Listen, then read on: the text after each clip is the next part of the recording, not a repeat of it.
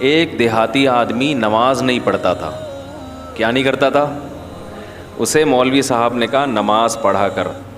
اس نے کہا کہ اگر میں نماز پڑھوں گا نا تو میری گائے بھینسوں کی رکھوالی کون کرے گا؟ مولوی صاحب نے کہا دیکھ نماز پڑھنے سے رزق میں برکت ہوتی ہے. تو نماز جب پڑھے گا تو تیری بھینسیں اور زیادہ دودھ دیں گی کیونکہ اللہ کی عبادت سے برکت ہوگی. تو ایک دن اس نے کہا چلو ٹرائی کرنے میں کوئی حرج نہیں ہے. فجر کی نماز پڑھی, گھر گیا تو ایک بھینس مر گئی. بھینس کیا ہو گئی؟ اس نے کہا یہ کیا ڈرامہ ہے یار.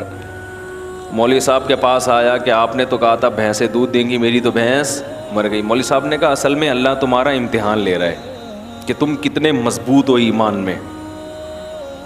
تو ایک دو ہوگا پھر اس کے بعد ڈبل ہو جائے گا دودھ. اس نے کہا چلو ٹھیک ہے. ظہر میں آیا, گیا, دوسری مر گئی. پھر امام صاحب کے پاس آیا. امام صاحب نے کہا ابھی امتحان کی کچھ کڑیاں کیا ہیں, سخت کڑیاں ہیں اور یہ ابھی کچھ گھڑیاں باقی ہیں امتحان کی. پھر آ گیا, عصر پڑھنے گیا تو ایک اور بھینس مر گئی.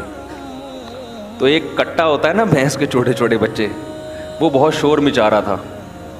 تو یہ اس کو کہتا ہے زیادہ شور نہیں مچا, تو خالی 2 نفل کی مار ہے. تو کیا ہے, یعنی تیرے پیرنٹس کو مارنے کے لیے نا 4 فرض پڑھنے پڑے ہیں.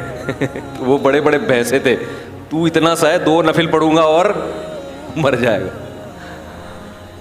وہ کیوں نماز پڑھ رہا تھا؟ دانت میں کچھ پھنسا ہوا ہے.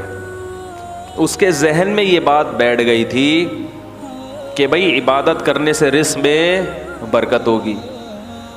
حالانکہ وہ یقیناً برکت ہوتی ہے, مگر عبادت رزق میں برکت کے لیے نہیں کی جاتی. وہ تو کرنی ہے, بھینس مرے یا زندہ رہے, فجر بھی پڑھنی ہے, ظہر بھی پڑھنی ہے, عصر بھی پڑھنی ہے, مغرب بھی پڑھنی ہے اور عشاء بھی پڑھنی ہے. کیوں؟